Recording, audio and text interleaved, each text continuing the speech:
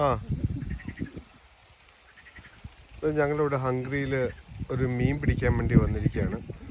ഞങ്ങളുടെ അതെ, ഞങ്ങളുടെ മെയിൻ ഞങ്ങൾ സപ്പോർട്ടേഴ്സാണ്, ഐ മീൻ അസിസ്റ്റൻസ്. ഞങ്ങളുടെ മെയിൻ മീൻപിടുത്തക്കാരൻ ഇവിടെ ഇരിക്കുന്നുണ്ട്. അതിലോട്ട് ഞങ്ങൾ വരുന്നേ ഉള്ളൂ. ഇത് യങ്സ്റ്റേഴ്സായ ആൾക്കാരിങ്ങനെ സപ്പോർട്ട് ചെയ്യാൻ വേണ്ടി വന്നിരിക്കുന്നു. അതെ, പുള്ളിയാണ് ഞങ്ങൾ മീനിന് തീറ്റ ഉണ്ടാക്കുന്നതാണ്. അതെ, ചിയർ ഗേൾസ്. അയ്യോ,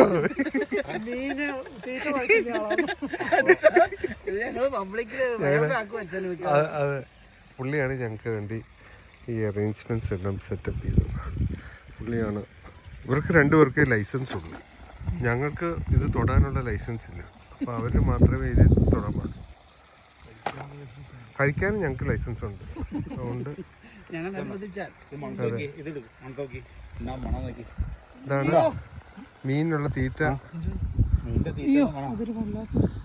മീനിന്റെ തീറ്റ കിട്ടും. ഇതാണ് തീറ്റ.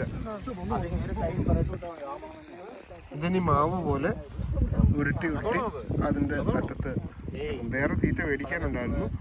അത് പക്ഷെ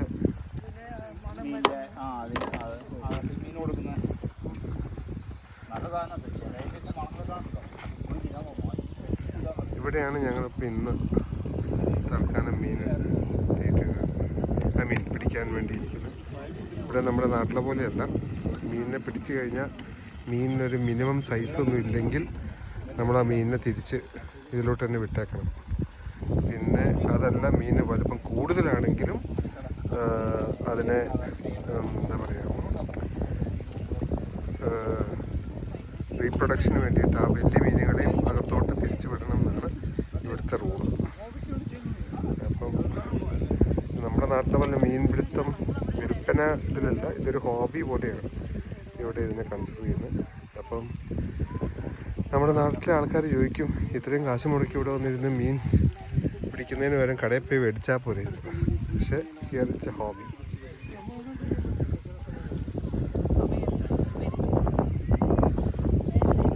ഞങ്ങൾക്ക് ഈ മീൻപിടുത്തം കാര്യങ്ങളൊക്കെ അറേഞ്ച് ചെയ്തത് സെക്കൻഡ് ലൈസൻസ് ഈ അച്ഛനാണ്.